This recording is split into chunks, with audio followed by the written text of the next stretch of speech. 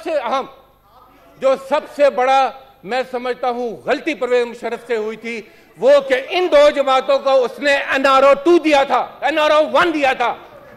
NRO देने की जो गलती परवेज मुशर्रफ से हुई थी, यकीनन उसका सबब यह है कि आज भी ये मुल्क उस गलती को भुगत रहा है। और उसी NRO के बाद आज NRO 2। सर, मीठा मीठा हप हप, कड़वा कड़वा थू थू। NRO लेते हुए मुशर्रफ अच्छा था, उससे काली पट्टियां बांधकर ओथ लेते रहे, और आज जो है ये कहते हैं कि हम फातिहा भी नहीं पढ़ते। सर, ये है रवैया इनके। खूने नाहक बहुत पी चुकी ये जमीन, अब कोई दिन में ये खून उगलने को है। खत्म हो जाएगी ये तमाशागरी, वक्त पलटेगा रोजे जजा की तरह। ये जो पेशावर में ताजा लहू है बहा, एक क़यामत करेगा फलक पर बपा।